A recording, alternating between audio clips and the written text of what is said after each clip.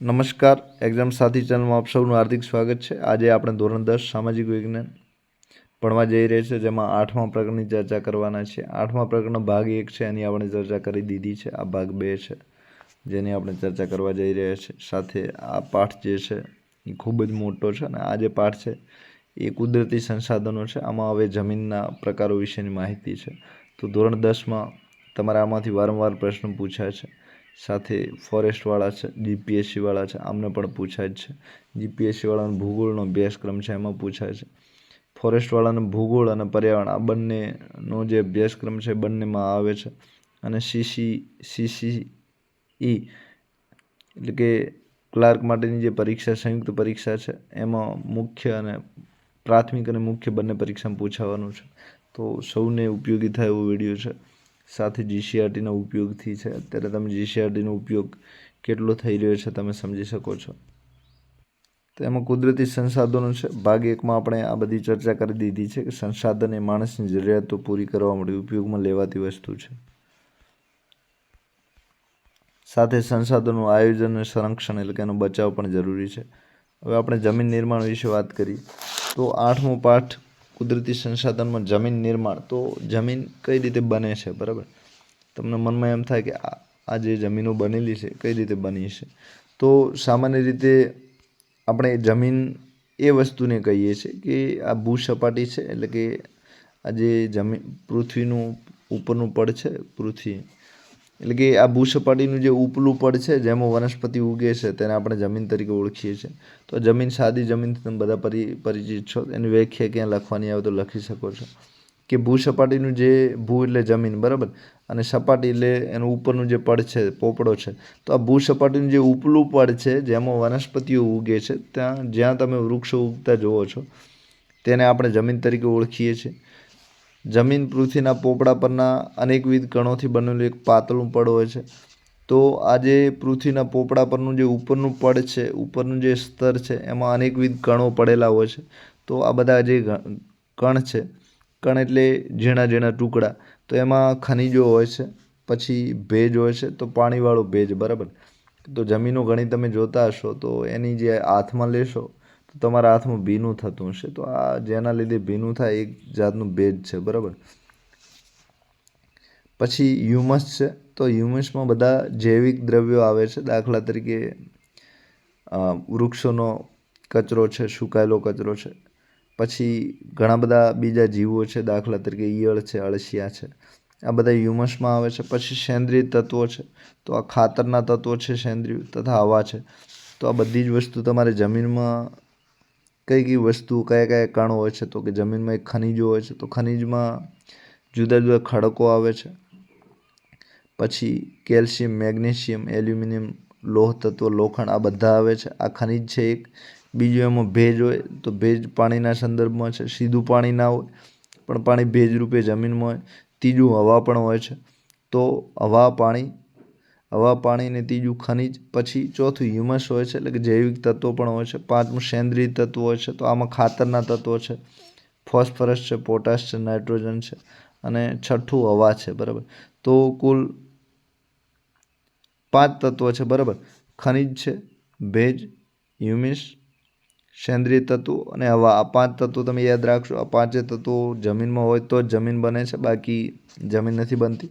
જ્યાં માણસને ખાવા પીવા આ બધાની જરૂર પડે છે, ખોરાકને, એમાં જમીનને પણ ખોરાકની જરૂર પડે છે। તો આ જમીનનો મુખ્ય ખોરાક ખનિજો, ભેજ, હ્યુમિસ, સેન્દ્રિય તત્વો અને હવા છે। સાથે માટીની નીચે તેમાં મૂળ ખડક સ્તરો આવેલા છે। તો જમીનનું જે ઉપરનું પડ હોય છે એમાં આ કણ હોય છે, એની નીચે મૂળ ખડકો આવેલા છે।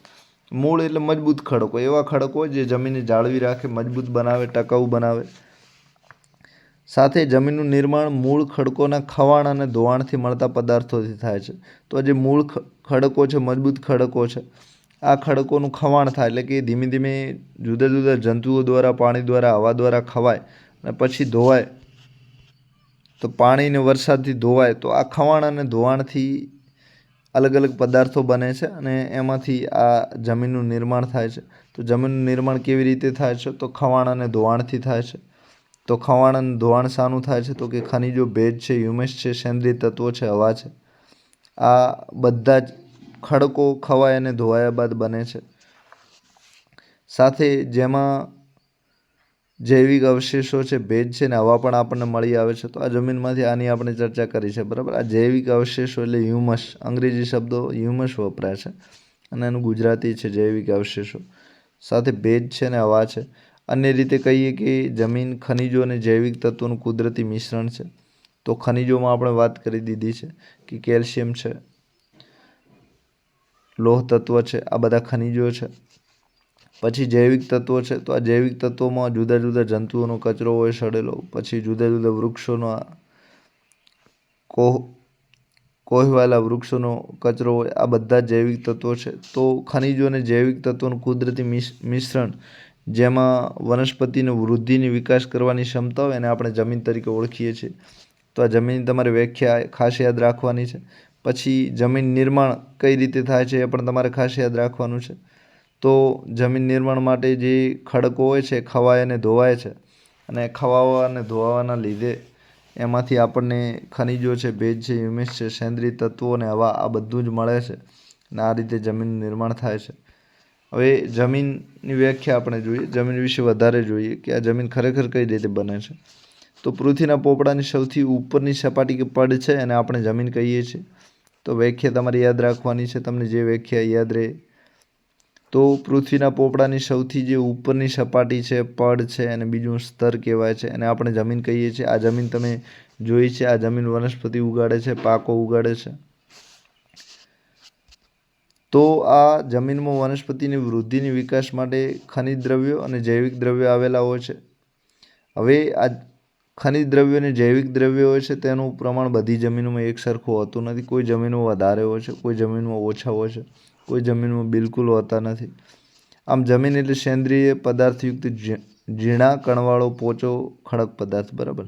તો એક પ્રકારનો એક એવો પણ ખડક છે જેમાં સેન્દ્રિય પદાર્થ હોય, ઝીણા બીજા કણો પણ ઘણા બધા મળેલા હોય અને તેમાંથી જે ખડક બને એને પણ તમે જમીન કહી શકો છો. સાથે અર્થાત ભૂપૃષ્ઠ પરના માતૃ ખડક અને વનસ્પતિ દ્રવ્યોના મિશ્રણથી બનતા અસંગઠિત પદાર્થોનું પડ કે સપાટી તેને પણ તમે જમીન કહી શકો છો. તો જમીન 7 થી 8 વ્યાખ્યાઓ આપેલી છે. તમને જે પણ વ્યાખ્યા આમાંથી પસંદ પડે, જે પણ તમે સારી રીતે સમજ્યા હોય લખી શકો છો. બધી જ વ્યાખ્યાઓ લખવાની કોઈ જરૂર નથી. તો ભૂપૃષ્ઠ, તો ભૂ એટલે જમીન અને પૃષ્ઠ એટલે એનું જે પડ સ્તર છે એ પરના માતૃ ખડકો એટલે તે જ જગ્યાએથી મળી આવતા હોય, જ્યાં જમીન બની છે તે જગ્યાએથી જે ખડકો મળી આવતા એ માતૃ ખડકો છે. સાથે વનસ્પતિ દ્રવ્યોના મિશ્રણથી, તો આમાં વનસ્પતિના પાંદડા, ડાળી છે, એના મૂળ છે, આ બધું ભેગું થાય. વનસ્પતિ દ્રવ્યોના મિશ્રણથી બનતા અસંગઠિત પદાર્થોનું પડ કે સપાટી. અસંગઠિત એટલે બધા જુદા જુદા હોય, બરાબર. ભેજ અલગ હોય, ધૂળ અલગ હોય, હવા અલગ હોય. આ અસંગઠિત પદાર્થોનું પડ કે સપાટી હોય એને પણ તમે જમીન કહો છો. સાથે મૂળ ખડકોનું ઘસારણ, ધોવાણ પરિબળો તોડી તેના બારીક ભૂકો એટલે કે ઝીણો ભૂકો બનાવે છે. આ ભૂકા કે ચૂર્ણમાં વનસ્પતિની જીવજંતુઓનું વિઘટન થાય એટલે કે અલગ પડે, બરાબર, અને સડે.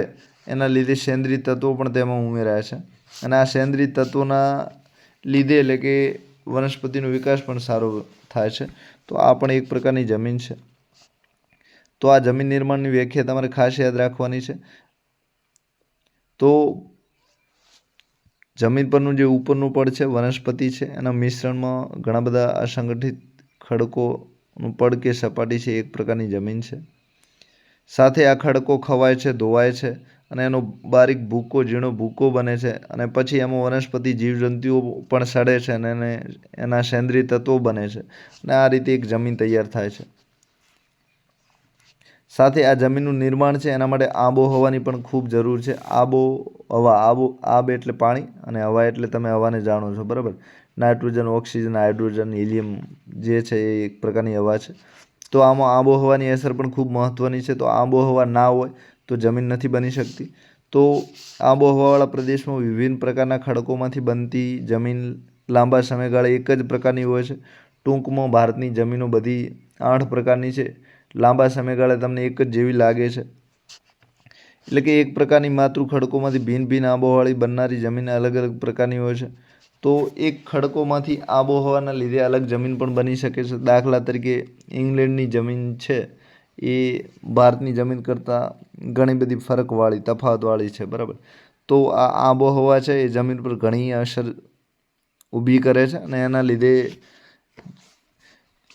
એક જ દેશમાં એક જેવી જમીન બને છે અને બીજા દેશમાં અલગ પ્રકારની પણ જમીન બની શકે છે. તો એક જ ખડકો હોય પણ એમાં જમીન આબોહવાને લીધે અલગ અલગ બની શકે છે એવું કહેવા માંગે છે. તો જમીનના પ્રકાર છે એ આ બધા જમીનના કુલ 8 પ્રકાર છે. તો 8 પ્રકાર બનવા પાછળ એનો રંગ છે, એની આબોહવા છે એટલે કે હવા અને પાણી છે, પછી એના માતૃ ખડકો છે. તો માતૃ ખડકો 3 પ્રકારના, કે અગ્નિકૃત હોય, એક રૂપાંતરિત હોય અને બીજા 3 પ્રકારના ખડકો છે, બરાબર. અવશિષ્ટ છે. તો આ અવશિષ્ટ ખડકો છે. તો આ 3 પ્રકારના જે ખડકો છે એ પછી કણરચના છે. તો કણરચનામાં તમે બધું જોયું, ભેજ છે, પછી જુદા જુદા ખનિજો છે, સેન્દ્રિય તત્વો છે, જૈવિક તત્વો છે અને એની ફળદ્રુપતા એટલે કે વધારે ફળદ્રુપ છે કે ઓછી ફળદ્રુપ છે. આ 5 વસ્તુના લીધે જમીનના પ્રકારો અલગ અલગ હોઈ શકે છે. એટલે કે રંગના આધારે એનો પ્રકાર આપી શકો, આબોહવાના આધારે આપી શકો, માતૃ ખડકોને લીધે આપી શકો, કણરચનાને લીધે આપી શકો અને ફળદ્રુપતાને લીધે પણ તમે એનો પ્રકારો પાડી શકો છો. હવે આપણે જમીનના પ્રકારો તમારે ખાસ યાદ રાખવાના છે. તો ભારતમાં જમીનના પ્રકારો કુલ અત્યારે 8 છે. પરીક્ષામાં પૂછાય કે ભારતમાં કેટલા પ્રકારની જમીનો મળી આવે છે, તો 8 પ્રકારની. હવે આ જમીનના પ્રકારો છે એને 8 પ્રકારોમાં ભારતીય કૃષિ સંશોધન પરિષદે વહેંચી છે. તો ભારતીય કૃષિ સંશોધન પરિષદનું નામ તમારે ખાસ યાદ રાખવાનું છે. આ ખેતી ક્ષેત્રે જે સંશોધનો શોધખોળો કરવાની, બીજો બનાવવાની હોય, જમીનો માટે દવાઓ બનાવવાની હોય, પછી કઈ જમીનમાં કઈ દવા વપરાશે, કયું ખાતર વપરાશે, પછી કઈ જમીન કેવા પ્રકારની છે, આ બધી જ સંસાધન શોધખોળ કરવાનું કામ હોય તો ICAR કરે છે. આનું ફૂલ ફોર્મ છે Indian council on agriculture research. તો Indian council on agriculture research આનું ફૂલ ફોર્મ છે. તો ICAR દ્વારા ભારતની જમીનના કુલ 8 પ્રકારો પાડવામાં આવે છે, 8 પ્રકારમાં વહેંચવામાં આવી છે.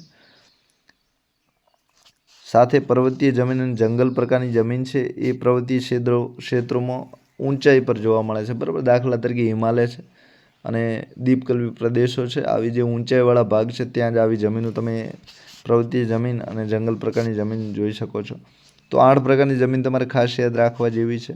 તો કાંપની જમીન છે, બીજી રાતીન લાલ જમીન છે, ત્રીજી કાળી જમીન છે, ચોથી લેટેરાઇટ જમીન છે, પાંચમી રણ પ્રકારની જમીન છે, છઠ્ઠી પર્વતીય છે, સાતમો પ્રકાર જંગલ પ્રકારની જમીન છે, આઠમો દલદલ કે પીળ પ્રકારની જમીન છે. તો 8 પ્રકાર ખાસ યાદ રાખવાના છે. કાંપની જમીનને એલ્યુવિયલ સોઇલ કહે છે, રાતી અથવા લાલ હોય છે અને રેડ સોઇલ કહે છે. તો બે એક જ કલરની છે, બરાબર. કાળી જમીનને બ્લેક સોઇલ કહે છે, લેટેરાઇટને લેટેરાઇટ સોઇલ કહે છે. આ લેટેરાઇટ એટલે ઈંટ પ્રકારની, ઈંટો તમે જોઈ છે એ પ્રકારની જમીન છે. રણ પ્રકારની જમીન ડેઝર્ટ, તો રણ પ્રકારની જમીનથી તમે અવગત છો. પર્વતીય જમીન તો માઉન્ટેન, જે પર્વત પહાડો છે એના પર જે જોવા મળે છે. જંગલ પ્રકારની ફોરેસ્ટ સોઇલ, તો આ પર્વતો પર જે જંગલો આવેલા છે ત્યાં બનેલી જમીનની વાત છે. અને દલદલ કે પીટ પ્રકારની જમીન, તો આ કાદવ તમે જોયો છે કે જ્યાં ખૂબ જ પાણી છે ને ત્યાં દલદલ કાદવ ગારો બની ગયો છે, તે જે જમીન છે એ પીટ પ્રકારની જમીન છે, બરાબર. તો આ નામ પરથી તમે જમીનોની ઘણી બધી માહિતી તમે લખી શકશો. સાથે તમારે આમાં ખાસ યાદ રાખવા જેવું એ છે કે કયા પાક થાય છે અને બીજું એ યાદ રાખવા જેવું છે કે આમાં કયા કુદરતી તત્વો સમાયેલા છે, બરાબર. એટલે કે નાઇટ્રોજન, ફોસ્ફરસ. તો આમાં પહેલી જ વસ્તુ સમજી લો, આ 8 પ્રકારની જમીન છે એમાં નાઇટ્રોજન બધી જ જમીનોમાં ઘટે છે, બરાબર. આ એક વસ્તુ તમારે યાદ રાખવાની, બરાબર. ક્યાંય પૂછાય કે નાઇટ્રોજન ઘણું છે તો ખોટું છે, બરાબર. કાંપની જમીનને આપણે એલ્યુવિયલ સોઇલ કહીએ છીએ. તો કાંપની જમીન ભારતમાં સૌથી વધારે છે, બરાબર. તો એવું પરીક્ષામાં પૂછાય કે ભારતમાં કયા પ્રકારની જમીન સૌથી વધારે ટકાવારી ધરાવે છે કે સૌથી વધારે આવેલી છે, તો કાંપની જમીન આવશે. તો આ પ્રકારની જમીન ભારતના કુલ ક્ષેત્રફળના લગભગ 43% ક્ષેત્રફળમાં ફેલાયેલી છે. તો જમીનનું જે ક્ષેત્રફળ છે એમાં આ 43% માત્ર ને માત્ર કાંપની જમીન છે. સાથે આ કાંપની જમીન છે પૂર્વમાં બ્રહ્મપુત્ર ખીણથી શરૂ કરી પશ્ચિમમાં સતલુજ નદી સુધીના ઉત્તર ભારતનું મેદાન. તો આ કાંપની તમે જોઈ શકો છો, કાંપની જમીન આ જે પીળા કલરની છે આ જમીન બધી જોઈ શકો છો. આ બ્રહ્મપુત્રનું ક્ષેત્ર છે, બરાબર.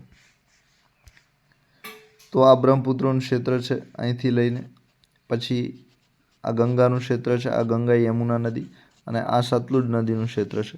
ત્યાંથી લઈને છેક આ ગુજરાતમાં તમે જોઈ શકો છો. અહીં નર્મદા, સાબરમતી, મહી આ બધી નદીઓ વહે છે. ત્યાં આ જમીન આવેલી છે. પછી આ બાજુ તમે અહીં નીચે જોઈ શકો છો. અહીં મહી નદી છે. પછી કૃષ્ણા, કાવેરી, ગોદાવરી, તુંગભદ્રા આ બધી નદીઓ વહે છે. તો આ નદીઓના લીધે જે કાંપ છે એ આ કાંપના લીધે બધી જમીનો બનેલી છે. તો જ્યાં જ્યાં નદીઓ છે ત્યાં આ કાંપ પ્રકારની જમીનો છે. ખાસ તમે યાદ રાખી શકો છો. તો કાંપની જમીન ભારતમાં 43% ક્ષેત્રફળ ધરાવે છે, જે બ્રહ્મપુત્રની ખીણથી કરીને પશ્ચિમમાં સતલુજ નદી સુધીના ઉત્તર ભારતનું મેદાન તેમાં સમગ્ર આવે છે. પછી દક્ષિણ ભારતમાં નર્મદા, તાપી, મહાનદી, ગોદાવરી, કૃષ્ણા, કાવેરી. એમાંથી મહાનદી, ગોદાવરી, કૃષ્ણા અને કાવેરી આપણે મુખ ત્રિકોણ પ્રદેશમાં આ પ્રકારની જમીન બનાવેલી છે. તો એમના જે નદીઓનું મુખ છે, જ્યાંથી નદીઓનું પાણી નીકળે છે, ત્યાં આ પ્રકારની જમીનો બનેલી છે. એમના મોઢા આગળ નદીઓના તો ત્રિકોણ પ્રકારની આ જમીનો છે, એટલે એને મુખ ત્રિકોણ કહે છે. તો આવી નદીઓ 4 પ્રકારની નદીઓ છે: મહાનદી, ગોદાવરી, કૃષ્ણા અને કાવેરી. તો આ દક્ષિણ ભારતની જે 4 નદીઓ છે એ આવી કાંપની જમીન એના મોઢા આગળ બનાવે છે. એ ખાસ યાદ રાખજો. સાથે કાંપની જમીનનું નિર્માણ નદીઓ દ્વારા નિક્ષેપિત કાંપને આભારી છે. તો આ જે નદીઓ છે એનું જે પાણી છે, આ પાણી જે પથ્થર, ખડકો એને એકદમ નિક્ષેપિત એટલે કે ઝીણા કરે છે. એનો આકાર એકદમ મોટામાંથી ઝીણો કરે છે. એને આપણે નિક્ષેપિત કહીએ છીએ. તો આ નિક્ષેપિત કાંપને લીધે આ નદીઓના જે પાણી હોય છે એ મોટા ખડકોને જે ઝીણા કરે છે, નિક્ષેપ કરે છે, એના લીધે આ જમીનો બધી બનેલી છે. તો કોના લીધે આ જમીનો બને છે? તો કે નદીના લીધે. આ જમીનમાં તમે હવે કયા તત્વો એ ખાસ યાદ રાખવાના છે. તો આ જમીનમાં પોટાશ, ફોસ્ફરિક એસિડ અને ચૂનાનું પ્રમાણ વધારે હોય છે. તો ચૂનો એક જાતની ખારાશ ધરાવે છે, થોડી સફેદ કલરનો હોય છે, તમે જોયું છે. તો પોટાશ છે, ફોસ્ફરિક એસિડ છે અને ચૂનાનું પ્રમાણ આમાં વધારે હોય છે. જ્યારે નાઇટ્રોજન અને હ્યુમસની માત્રા ઘણી ઓછા પ્રમાણમાં હોય છે, બરાબર. તો નાઇટ્રોજન આ ખાસ યાદ રાખજો. મોટાભાગની જમીનોમાં નાઇટ્રોજન નથી મળતું. પછી આ હ્યુમસ પણ ઘણી બધી જમીનોમાં નથી મળતું. હ્યુમસ એટલે જૈવિક તત્વો, બરાબર. તો આ જે કાંપની જમીન છે એમાં પોટાશ, ફોસ્ફરિક એસિડ, ચૂનાનું પ્રમાણ વધારે છે. નાઇટ્રોજન, હ્યુમસની માત્રા ખૂબ ઓછી છે. આ જમીનમાં કઠોળ વર્ગમાં પાક લેવામાં આવે તો એમાં નાઇટ્રોજન વધે છે. તો આ તમારે ખાસ યાદ રાખવાનું છે. જે ફળીવાળા પાક છે, દાખલા તરીકે મગ છે, મઠ છે, પછી મગફળી છે. તો આ જે ફળીવાળા પાક છે એ આ બધા જ કઠોળ વર્ગના પાકના લીધે નાઇટ્રોજન જમીનમાં વધે છે. આ પાકો બધા હવામાંથી નાઇટ્રોજન ખેંચે છે અને સીધું જમીનમાં ઉતારે છે. અને આ નાઇટ્રોજન જે ખાતર છે એ જમીનમાં ઉત્પાદન વધારવામાં ખૂબ મદદ કરે છે. તો તમારે જમીનમાં કઠોળવાળા પાકનું ઉત્પાદન તમે કરશો, વાવણી કરશો, તો જમીનનું નાઇટ્રોજન વધી શકે છે. આ પ્રકારની જમીનમાં ઘઉં, ચોખા, શેરડી, શણ, કપાસ, મકાઈ, તેલબિયાં વગેરે પાકો લેવાય છે. તો કાંપની જમીન છે એ સૌથી વધારે જમીન છે. સૌથી વધારે જમીન છે ત્યાં સૌથી વધારે માણસની જરૂર પડે છે એ બધા પાકો લેવાય છે. તો એમાં ઘઉં, ચોખા, શેરડી, શણ, કપાસ, મકાઈ, તેલબિયાં, બરાબર. આ બધું યાદ રાખવાનું છે. એટલે આ કાંપની જમીન તમારી માટે એકદમ સરળ છે. બીજા પ્રકારની જમીન છે રાતી અથવા લાલ જમીન. તો આ રાતી પ્રાદેશિક ભાષામાં આપણે એને રાતી કહીએ છીએ, પણ રાતી એટલે ખરેખર લાલ જમીન થાય છે. તો એનો કલર તમે જોઈ શકો છો. રાતી જમીનનો આ લાલ કલર જોઈ શકો છો. તો રાતી અથવા લાલ જમીન ભારતમાં કુલ ક્ષેત્રફળના 19% ક્ષેત્રફળમાં ફેલાયેલી છે. તો આ બીજા પ્રકારની સૌથી વધારે જમીન ભારતમાં કયા પ્રકારની છે? તો લાલ જમીન છે, બરાબર. અને રાતી પણ કહેવાય છે. તો દક્ષિણના દ્વીપકલ્પમાં તમિલનાડુથી માંડીને ઉત્તરમાં બુંદેલખંડ સુધી અને પૂર્વમાં રાજમહેલની ટેકરીઓથી પશ્ચિમમાં કચ્છ સુધી તે વિસ્તરેલી છે. તો તમે અહીં રાતી જમીન જોઈ શકો છો આ લાલ કલરમાં. તો આ તમિલનાડુનો જે દ્વીપકલ્પીય પ્રદેશ છે, આ દ્વીપકલ્પીય, બરાબર, જે ઉચ્ચ પ્રદેશ આવેલો છે. તો આ તમિલનાડુ અહીંથી ચાલુ થાય છે. આ દ્વીપકલ્પીય પ્રદેશ, અહીં આ રાજમહેલની ટેકરીઓ છે. તો આ રાજમહેલની ટેકરીઓ સુધી આવેલી છે. પછી અહીં પશ્ચિમ ભારતમાં પણ તમે અહીં જોઈ શકો છો. તો પશ્ચિમ ઘાટ છે ત્યાંની બાજુમાં પણ આ જમીન આવેલી છે. તો આ 19% ભારતમાં આવેલી છે. સૌથી વધારે પીળા કલરમાં જે કાંપની જમીન છે એ 43% છે. બીજા નંબરમાં આ રાતી અથવા લાલ જમીન છે. તો રાતી અથવા લાલ જમીન તમિલનાડુથી માંડીને ઉત્તરમાં બુંદેલખંડ, બરાબર, બુંદેલખંડ ઉત્તર પ્રદેશ મધ્યપ્રદેશ વચ્ચે આવેલો છે. પૂર્વમાં રાજમહેરની ટેકરીઓ અને પશ્ચિમમાં કચ્છ સુધી, બરાબર. અહીં ઉપર કચ્છમાં પણ આવેલી છે, એટલે કે ગુજરાતમાં પણ છે ક્યાંક થોડા અંશે. રાજસ્થાનમાં કેટલાક વિસ્તારોમાં પણ આ પ્રકારની જમીન આપણે જોઈ શકીએ છીએ. આ જમીનમાં ફેરિક ઓક્સાઇડની હાજરીના કારણે આ લાલ કલર છે. ફેરિક ઓક્સાઇડ એ લોખંડની વાત છે, બરાબર. તો ફેરિક ઓક્સાઇડની હાજરીના કારણે તેનો રંગ લાલ બને છે. આ તમારે ખાસ યાદ રાખવાનું છે કે લાલ જમીનનો લાલ રંગ શાના લીધે બને છે? તો ફેરિક ઓક્સાઇડના લીધે, બરાબર. તથા તે નીચે જતા પીળા રંગમાં ફેરવાય છે. તો એમાં પાણીનો જ્યારે જેમ લોખંડને કાટ ચડે અને એનો રંગ બદલાય છે, એમ આ ફેરિક ઓક્સાઇડની ઉપર જોવા મળે છે, એના લીધે લાલ બને છે. નીચે પીળા રંગમાં પણ ફેરવાય છે, એટલે કે એના તળમાં પીળો રંગ હોય છે એનો. આ જમીનમાં ચૂનો, કાંકરા, કાર્બોનેટ મળી આવતા નથી, એટલે કે જ્યાં લોખંડ આવે ત્યાં ચૂનો ન મળે, સાથે કાંકરા પણ મળતા નથી, ને કાર્બોનેટ, ચૂનો, કાંકરા, કાર્બોનેટ આ ત્રણ મળતા નથી. મોટા ભાગે આ જમીનમાં મેગ્નેશિયમ તમે જોઈ શકો છો, એટલે કે મજબૂત ખડકો એ જોઈ શકો છો. મેગ્નેશિયમ છે, ફોસ્ફેટ છે, નાઇટ્રોજન અને પોટાશ. આની પણ ઉણપ હોય છે. તો કે મેગ્નેશિયમ, ફોસ્ફેટ, નાઇટ્રોજન, પોટાશ નથી મળતો. તો આમાં બે જ વસ્તુ વધારે મળે છે, ફેરિક ઓક્સાઇડ, બરાબર. ફેરિક ઓક્સાઇડ એટલે લોખંડ જેવું હોય છે, એ વધારે મળે છે. તો ફેરિક ઓક્સાઇડની આમાં હાજરી વધારે હોય છે. બાકી બધા જ જે તત્વો છે, ચૂનો, કાંકરો, carbon, magnesium, calcium, phosphate, nitrogen, potash, બધા ઘટતા હોય છે, બરાબર. આ પ્રકારની જમીનમાં તમે બાજરી, કપાસ, ઘઉં, જુવાર, અળસી, મગફળી અને બટાટા વગેરે પાક લઈ શકો છો. ત્રીજા પ્રકારની કાળી જમીન છે. તો આ ચિત્ર તમે જોઈ શકો છો, કાળા રંગની જે માટીવાળી જમીન પણ તમે આને કહી શકો છો. તો કાળી અથવા અને બીજું નામ છે રેગુર. તો કાળી અથવા રેગુર જમીન ભારતના કુલ ક્ષેત્રફળના 15% ક્ષેત્રફળમાં ફેલાયેલી છે. તો ત્રીજા સૌથી વધારે કાંપની, પછી રાતી જમીન એટલે કે લાલ જમીન 19%, અને ત્રીજા નંબરે કાળી જમીન છે જે 15% ક્ષેત્રફળ ભારતમાં ધરાવે છે. તો આ કાળી જમીનનું બીજું નામ રેગુર જમીન છે. લાલ જમીનનું રાતી હતી. આ કાળી જમીનનું બીજું નામ રેગુર જમીન છે. આ જમીનનો ઉદ્ભવ દખ્ખણના લાવાના પથ્થરોમાંથી થયો છે. તો દખ્ખણમાં જે લાવાના પ્રદેશો, લાવાના જે પથ્થરો છે એને અગ્નિકૃત ખડકો પણ કહે છે. અગ્નિકૃત એટલે એકદમ મજબૂત ખડકો, બરાબર. તો મજબૂત ખડકોમાંથી આ જમીનનો ઉદ્ભવ થયો છે. સમગ્ર મહારાષ્ટ્ર, પશ્ચિમ મધ્યપ્રદેશ છે, પછી આંધ્રપ્રદેશ અને કર્ણાટક, આ 4 રાજ્યોમાં, અને ગુજરાતમાં સુરત, ભરૂચ, નર્મદા, વડોદરા, તાપી અને ડાંગ આ જિલ્લામાં તમે આ પ્રકારની જમીન જોઈ શકો છો. તો તમે આ જોઈ શકો છો, જે કાળા પ્રકારની જમીન છે, આ કલર જોઈ શકો છો, બરાબર. આ મધ્યપ્રદેશ છે, પછી આંધ્રપ્રદેશ છે, પછી આ કર્ણાટક છે, પછી આ મહારાષ્ટ્ર છે, અને આ ગુજરાતમાં સુરત છે, ડાંગ છે, તાપી છે, નર્મદા છે, ત્યાં આ તમે જોઈ શકો છો. આ કાળી જમીન છે. આ કાળી જમીનને બીજી રેગુર જમીન પણ કહેવાય છે. આ તમારે બીજું નામ ખાસ યાદ રાખવાનું છે. કપાસના પાક માટે ખૂબ જાણીતી જમીન છે, બરાબર. સાથે ગુજરાતમાં સુરત, ભરૂચ, નર્મદા, વડોદરા, તાપી અને નર્મદામાં અને ડાંગ જિલ્લામાં આ પ્રકારની જમીન મળે છે. આ જમીનના નિર્માણમાં લાવાઈ ખડકો અને આબોહવાની મુખ્ય ભૂમિકા છે. લાવાઈ ખડકો એટલે અગ્નિકૃત ખડકો, બરાબર. જે જમીનમાંથી મેગ્મા મળે છે, આ મેગ્મા જ્યારે બહાર આવે છે ત્યારે એને લાવા કહે છે.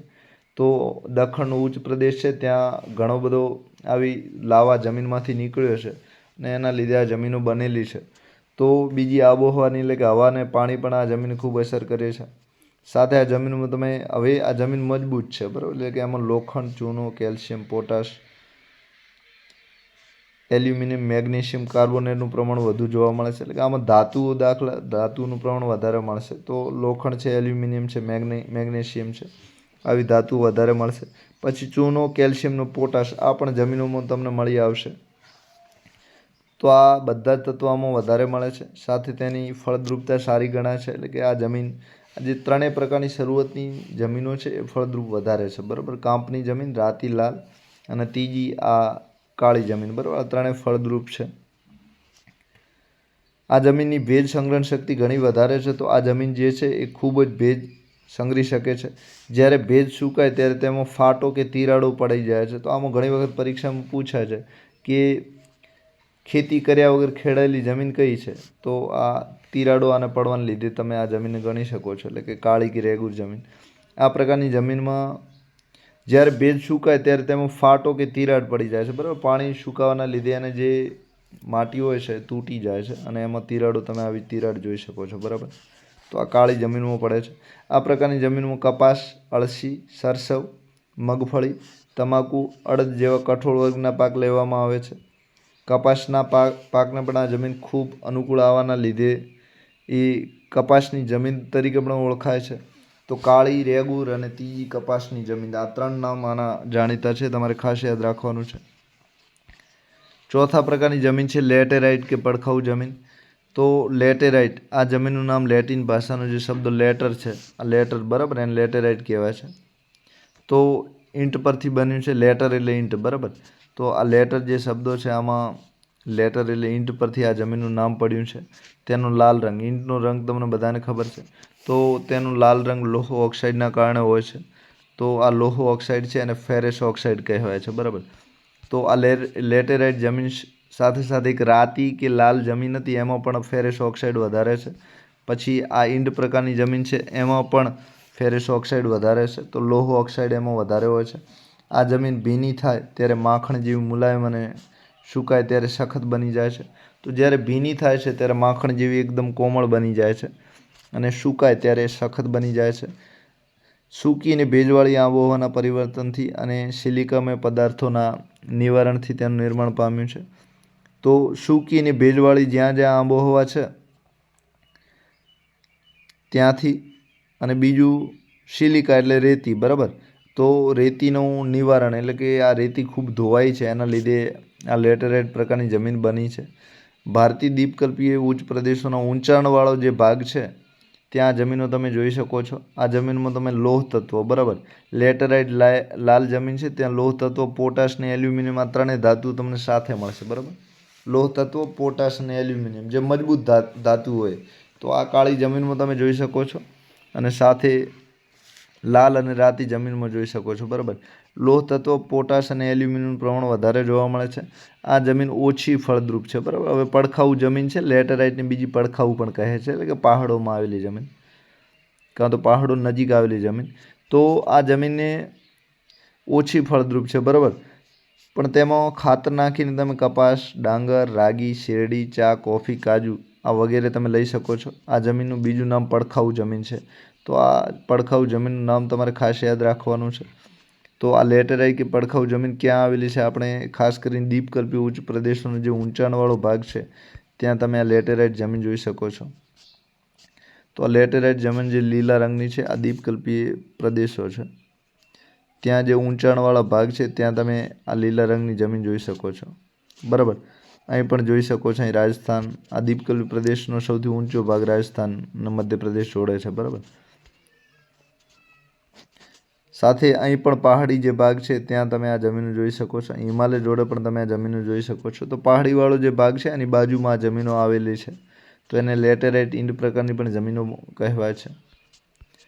5મા પ્રકારની આપણે જમીનો જોઈ લઈએ તો રણ પ્રકારની જમીન છે. આમાં તો તમને આવડે એવું છે, બરાબર. આ જમીન સૂકી ને અર્ધ સૂકી આબોહવાવાળી પરિસ્થિતિમાં જોવા મળે છે, એટલે કે હવા પાણી એકદમ સૂકા અને અડધા સૂકાયેલા જોવા મળે છે. આ જમીનમાં રેતાળ અને ઓછી ફળદ્રુપ હોય છે, એટલે કે અહીં રેત વધારે હોય છે અને ફળદ્રુપ ઓછી હોય છે. તેમાં દ્રાવ્ય ક્ષારોનું પ્રમાણ વધારે હોય છે. તો દ્રાવ્ય ક્ષારોમાં મીઠું ને આ બધું આવશે, બરાબર, સોડિયમ ને બધું. આ પ્રકારની જમીન રાજસ્થાન, હરિયાણા અને દક્ષિણ પંજાબના કેટલાક વિસ્તારોમાં જોવા મળે છે. તો આ જમીન છે રણ, તો રણ જ્યાં આવેલા ત્યાં જમીન જોવા મળે છે. તો રાજસ્થાન છે, હરિયાણામાં પણ એક ઠંડુ રણ છે, અને દક્ષિણ પંજાબ, તો હરિયાણા પંજાબ જોડે છે, બરાબર. પછી ગુજરાતમાં પણ આ પ્રકારની જમીન તમે કચ્છ, ઉત્તર ગુજરાત અને સૌરાષ્ટ્રના જે કેટલાક વિસ્તારો છે ત્યાં જોઈ શકો છો. સાથે સિંચાઈની સુવિધાઓ, તેમાં બાજરી અને જુવાર જેવા પાકો લઈ શકાય છે. તો આમાં બાજરી અને જુવાર પાકે છે, બરાબર. તો આવી જમીનો તમે બનાસકાંઠા, કચ્છ ત્યાં જોઈ શકો છો. તો રણ પ્રકારની જમીન તરીકે ઓળખાય છે. તો રણ પ્રકારની જમીન જે છે અહીં નકશામાં તમે જોઈ શકો છો.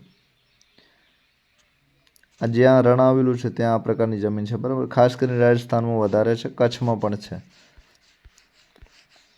છઠ્ઠા પ્રકારની જમીન છે પર્વતીય જમીન, એને માઉન્ટેન સોઇલ પણ કહે છે. રણ પ્રકારની જમીનને ડેઝર્ટ સોઇલ કહે છે. સોઇલ એટલે જમીન, બરાબર. પર્વતીય જમીન માઉન્ટેન કહે છે. તો આ જમીન હિમાલયની ખીણો અને ઢોળાવના ક્ષેત્રોમાં 2700 મીટરથી એટલે કે 2700 મીટરથી 3000 મીટર સુધીની ઊંચાઈ પર જોવા મળે છે, બરાબર. તો 2700થી 3000 મીટરની ઊંચાઈ છે, એટલે કે ઊંચાઈવાળા જે પહાડો છે એના ઉપર ઊંચાઈ પર આ જમીન તમે જોઈ શકો છો. તો તેનું સ્તર એકદમ પાતળું અને અપરિપક્વ હોય છે. તો જમીન જે પહાડો પર હોય છે એ જમીન ઝડપથી તૂટી જાય છે. એમાં આ જમીન છે આસામ, દાર્જિલિંગ, ઉત્તરાખંડ, હિમાચલ પ્રદેશ અને કાશ્મીર. જ્યાં જ્યાં હિમાલય આવેલો છે 5 જગ્યાએ જમીન આવેલી છે, એટલે કે આસામ, દાર્જિલિંગ, ઉત્તરાખંડ, હિમાચલ પ્રદેશ અને કાશ્મીર. હિમાલયના સામાન્ય ઊંચાઈના ભાગોમાં દેવદાર, ચીડ અને પાઇનના વૃક્ષોના વિસ્તારમાં જમીન જોવા મળે છે. તો આ જમીન છે એમાં દેવદાર, ચીડ અને પાઇન આ પ્રકારના વૃક્ષો તમે જોઈ શકો છો. તો આ જમીન તમે સૌથી ઉપર જોઈ શકો છો, પર્વતીય જમીન. આ જ્યાં હિમાલય છે ત્યાં જોઈ શકો છો, બરાબર. અહીં પછી સિક્કિમમાં જોઈ શકો છો ને અહીં તમે આસામમાં જોઈ શકો છો, બરાબર. ત્યારબાદ જંગલ પ્રકારની જમીન છે. તો આ પ્રકારની જમીન હિમાલયમાં શંકુદ્રીમ જંગલોમાં 3000 મીટરથી 3100 મીટરની ઊંચાઈ.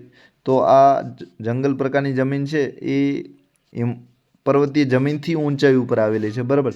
તો 3000 મીટરથી 3100 મીટરની ઊંચાઈ વચ્ચે શાહદ્રી, પૂર્વ ઘાટ, મધ્ય હિમાલય, તરાઈના ક્ષેત્રો. તરાઈ એટલે તરતા ક્ષેત્રો, બરાબર, જ્યાં વરસાદ ઘણો હોવાના લીધે મેદાનો ભરેલા જ લાગે છે. તો શાહદ્રી, પૂર્વ ઘાટ, મધ્ય હિમાલય, તરાઈના ક્ષેત્રોમાં આવેલી છે. વૃક્ષોના ખરેલા અને પાંદડાથી ભૂસપાટી ઢંકાયેલી હોય છે. ત્યાં પાંદડા વૃક્ષ ખૂબ છે, તો પાંદડા ખૂબ ખરે છે, ભૂસપાટી સતત ઢંકાયેલી રહે છે. આ પાંદડા સડવાને લીધે એમાં સેન્દ્રિય દ્રવ્યોનું પ્રમાણ ખૂબ વધારે હોય છે, એટલે કે ખાતર વધારે થાય છે. તો ઉપરનો ભાગ કાળો બનેલો હોય છે, જે જમીનના તળમાં નીચેના તરફ ભૂરા કે લાલ રંગમાં ફેરવાય છે, બરાબર. નીચે પહાડો હોય છે અને ઉપર સેન્દ્રિય ખાતરોને લીધે કાળો રંગ તમે જોઈ શકો છો. આ જમીનમાં ચા, કોફી, તેજાના ઉપરાંત ઘઉં, મકાઈ, જવ, ડાંગર વગેરે પાકો લેવાય છે. તો આમાં મસાલાવાળા પાક વધારે હોય છે. આ જમીન અત્યંત મર્યાદિત ક્ષેત્ર એટલે કે ઓછી આવેલી છે, બરાબર, ઘણી. તો આ જંગલ પ્રકારની જમીન છે અને ફોરેસ્ટ સોઇલ પણ કહે છે. તો પર્વતોની ઉપર આ જમીન આવેલી છે, બરાબર. એટલે આ પર્વતીય જમીન ને જંગલ પ્રકારની જમીન છે એ બંનેમાં તમારે પર્વતો યાદ રાખવાના છે, બરાબર. 8મા પ્રકારની છે દલદલ કે પીઠ પ્રકારની જમીન. તો એને મેર્સી ઓર પીટી સોઇલ કહે છે. તો દલદલ કે પીઠ પ્રકારની જમીન છે. આ પ્રકારની જમીન ભેજવાળા વિસ્તારમાં જૈવિક પદાર્થોના સંચયથી વિકસે છે. તો જ્યાં ખૂબ વરસાદ પડે છે ત્યાં જૈવિક પદાર્થો એટલે કે વૃક્ષોના ટુકડાને આવું કચરો ને આવું બધું ડાળીઓ, ફળ આ સડવાના લીધે આ જમીન વિકસે છે. વર્ષા ઋતુ દરમિયાન આ જમીન પાણીમાં ડૂબેલી હોય છે, પણ પાણી જેમ જેમ ઓસરે છે ત્યારે તમે ડાંગરની એટલે કે ચોખાની ખેતી થઈ શકે છે. આ જમીનમાં જૈવિક પદાર્થો અને ક્ષારોની બહુલતા એટલે કે જૈવિક પદાર્થો આમાં ક્ષાર ખૂબ હોય છે. બધી જમીનોમાં જૈવિક પદાર્થો તમને નહીં મળે, પણ આ દલદલ અને જંગલ પ્રકારની જમીન છે એમાં જૈવિક પદાર્થો વધારે મળે છે. આ ક્ષાર છે એ રેતાળ જમીનો પણ વધારે મળે છે અને દલદલ પીઠ પ્રકારની ખારી જમીન છે એમાં પણ વધારે મળે છે. સાથે ફોસ્ફેટ અને પોટાશની અલ્પતા. તો ફોસ્ફેટ અને પોટાશ જે ફળદ્રુપ જમીનો છે ત્યાં મળશે, બાકી નહીં મળે. આ ફોસ્ફેટ, પોટાશ અને નાઇટ્રોજન આ ત્રણેય ખાતર છે. તમે બધી જે જમીનોમાં પાક સારો લેવો હોય ત્યાં આ ખાતરો નાખવા પડે છે. તો આ ખાતરો જે છે એ મોટાભાગની જમીનોમાં ઘટતા હોય છે. સારી ફળદ્રુપ જમીન હોય ત્યાં મળે, બાકી ન મળે. આવી જમીન ઓડિશા, પશ્ચિમ બંગાળ, તમિલનાડુના કિનારાના ભાગો છે. ઉત્તર બિહારનો મધ્ય ભાગ, ઉત્તરાખંડના અલ્મોડા જિલ્લામાં જોવા મળે છે. આ જમીનનું ક્ષેત્ર ખૂબ જ મર્યાદિત છે. તો જ્યાં વધારે વરસાદ પડે ત્યાં તમે આ જમીનો જોઈ શકો છો.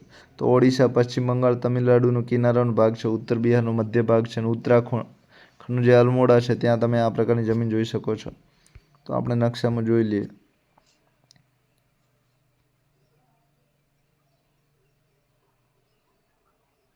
નકશામાં નથી આપેલી, પણ આ ઉપર જે આ ઉત્તરાખંડ છે, અહીં ઉત્તરાખંડ છે, બરાબર. અહીં આ તમે જમીન જોઈ શકો છો. Thank you. આપ સૌનો આભાર. વિડીયો પસંદ પડે તો લાઇક, શેર, કોમેન્ટ જરૂર કરજો. ચેનલ પસંદ પડે તો સબસ્ક્રાઈબ કરવા ન ભૂલતા. આ તમારે ફોરેસ્ટ માટે ખૂબ જ ઉપયોગી ટોપિક છે. આપ સૌનો ફરી એક વખત આભાર.